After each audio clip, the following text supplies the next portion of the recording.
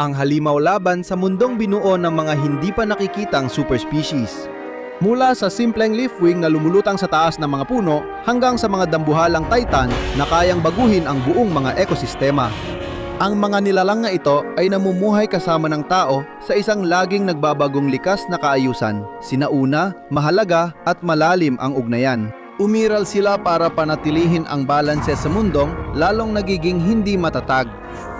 Habang lumalawak ang universo, nahahatak tayo sa mga di pa natutuklasang reyon, nakalimutang ekosistema at sa malawak at nakalilitong kailaliman ng Hollow Earth. Sa bawat bagong tuklas, may mga nilalang na sinusubok ang pag-unawa ng tao sa kalikasan, pangingibabaw at kaligtasan. At ngayon, sa pagdating ng ikalawang season ng Monarch Legacy of Monsters, lalo pang lalaki at magiging mas mapanganib ang mundo.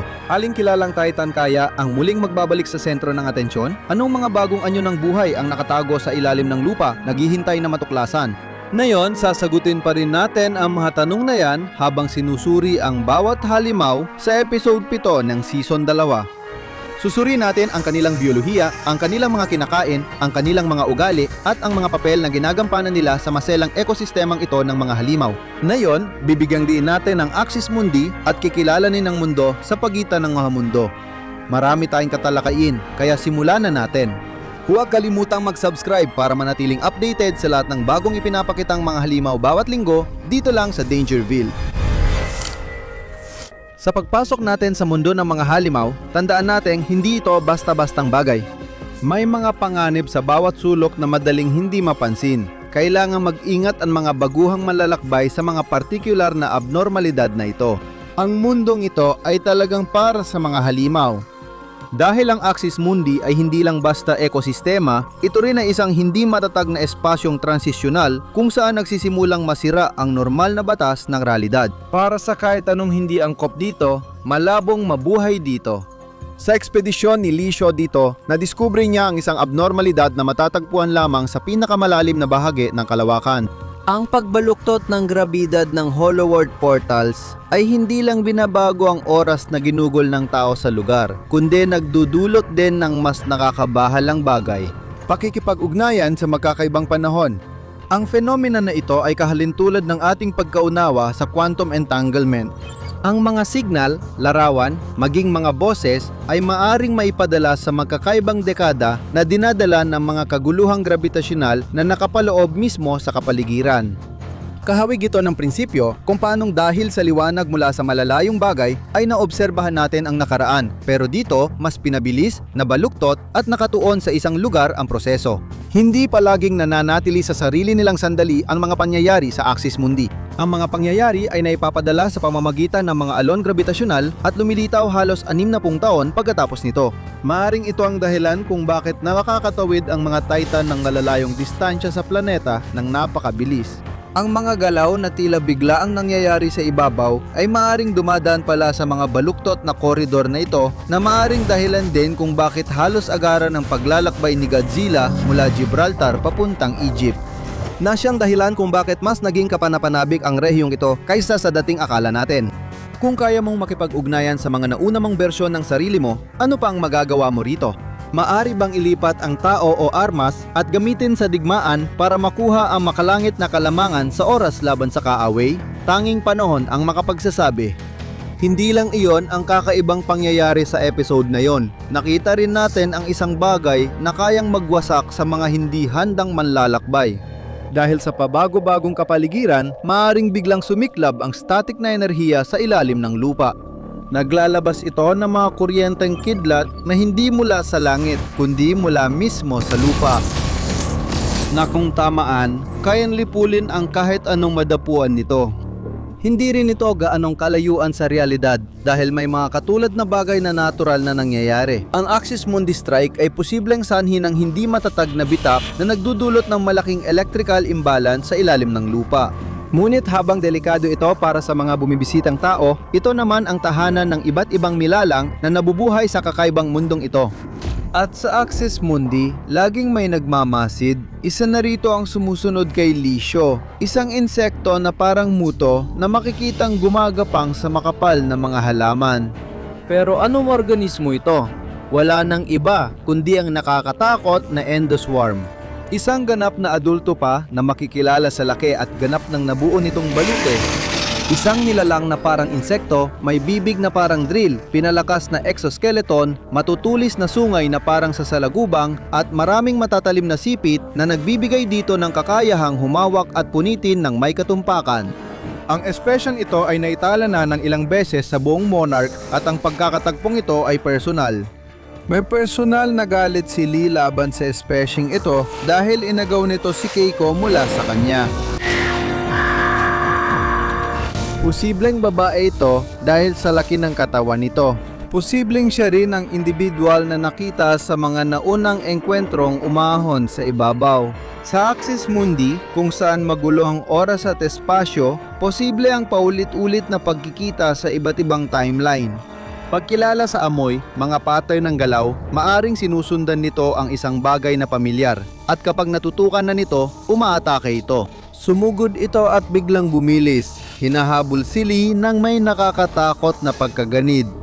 Nakabuka ang bibig, handa ng lamunin ang susunod na biktima. Sumisid, sumugod at kumagat siya para mahuli ang biktima. Pinapatunayan nitong kahit ang super species na kumakain ng radyasyon at ginagawang enerhiya para sa pagkain, paglaki at pagdami ay likas pa ring nangangaso. Maaring ginagawa nila ito para protektahan ang pugad o dahil gusto nila ang lasa ng karne. Pero bago pa ito makapagbigay ng nakamamatay na atake, nahinto ito sa kanyang ginagawa ng isang napakalaking bagay. Walang babala, hindi na makagalaw ang endoswarm, may malapot na likido na bumagsak dito. Isang bagay na pamilyar kina Lee, Keiko at Bill na nakita na nila dati. Sa itaas, umiikot ang mas malaking mandaragit, ang Iron Dragon. Isang nilalang na parang pterosaur, may pinatibay na pakpak, disenyo ng anglerfish, matutulis na ngipin at sungay na parang demonyo, lumilipad sa riyon.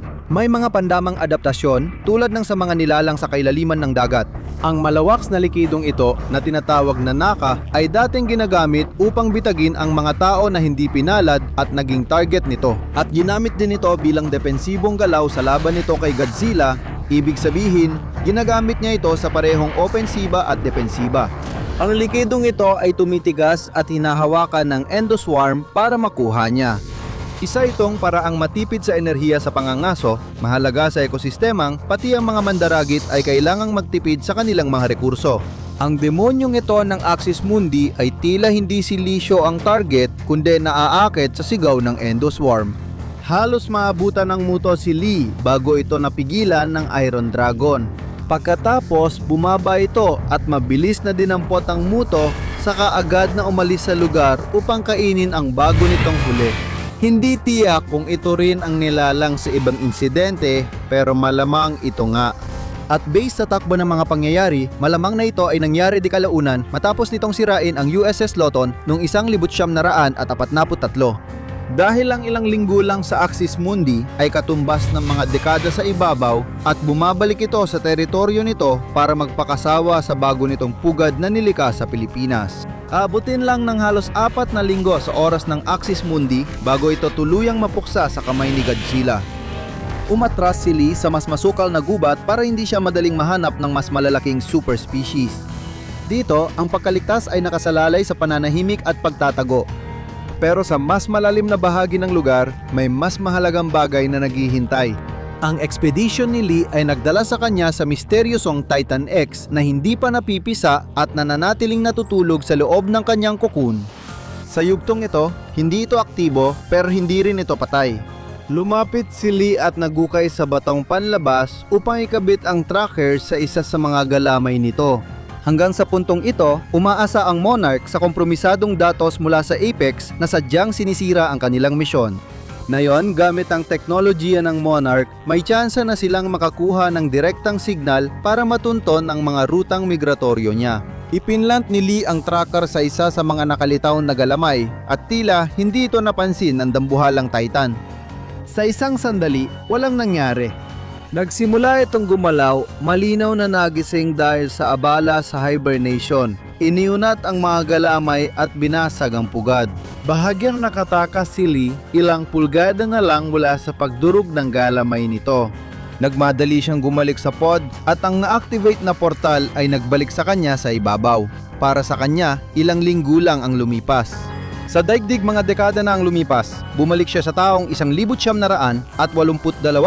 taon matapos niyang simulan ang kanyang ekspedisyon sa Axis Mundi. Dito tayo sa kasalukuyan, na-activate ang tracker at ngayon lang nagkaroon ng malinaw na signal ang Monarch kaya may impormasyon na sila para matunton ang Titan. Kaya saan ito patungo? Papunta ito sa Cape York Peninsula ng Australia, isang malawak na dalampasigan na hiwalay sa kabihasnan. Pero para saan nga ba? Para ba ito kumain, magparami, gumawa ng pugad o makipaglaban? Pero matapos ang bagong tuklas ni Kate, maaring hindi ito naliligaw. Maaring tahanan ni Kate ang hinahanap nito.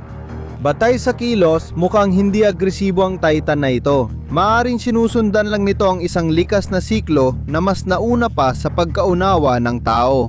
Siguradong hindi maganda ang kalalabasan kapag may isa pang Titan sa ibabaw, dahil kapag nagbago ang equilibrium sa ganitong antas, may makakapansin. Mapapansin ng hari ng mga halimaw ang kawalan ng balanse at babangon para hamunin at piliting bumalik ito sa pinagmulan nito. Paparating na si Godzilla at hindi handa ang mundo. Dito nagtatapos ang pagsusuri sa mga nilalang na lumabas sa episode 7 ng Monarch Legacy of Monsters. Isa ang Axis Monday sa pinakakapanapanabik na dagdag sa alamat ng Monsterverse mula ng likay ng serye noong 2014. Dinagdag nito ang bagong aspeto ng agham, espasyo at pagmanipula sa oras, pati mas malinaw na paliwanag sa galaw ng mga Titan sa mundo. At ngayon, si Coca-Cola Velu ay patungo na sa Australia kung saan malapit nang maganap ang sagupaan sa pagitan ng Hari ng mga Halimaw at Titan X. Hindi pa alam kung ilang ang masasawi dahil inaasang naroon ang Monarch at Apex sa lugar. Kung Titan ng karangalan si Godzilla, maintindihan niya na walang masamang intensyon si Titan X. Tulad ng nakita natin sa mga nakaraang yugto, ang nilalang na ito ay hindi narito para mangaso o manira sa sangkatauhan, kundi naligaw lang sa natural nitong migrasyon tuwing ilang dekada para sa layuning di pa natutuklasan. Sana pagdating ng panahon, wag na lang bigyan ni Godzilla ng kaparehong kapalaran ang halimaw na ito gaya ng sa iba pang nagtangkang hamunin siya. Sa ngayon maghanda lang tayo. Habang palapit na ang dulo ng Monarch Legacy of Monsters Season 2, ano pa kaya naghihintay? Mas marami pang mga portal, mas marami mga ekosistema at mas marami pang mga halimaw ang paparating habang umuusad ang Season 2. At tatalakayin natin ang bawat isa sa kanila sa bawat episode. Kaya siguraduhing mag-subscribe at pindutin ang notification button para hindi ka mahuli sa lahat ng Monarch updates. Huwag kalimutang mag-iwan ng komento kung alin ang paborito mong halimaw. Ako si Alistair at magkikita tayo muli mga residente sa susunod.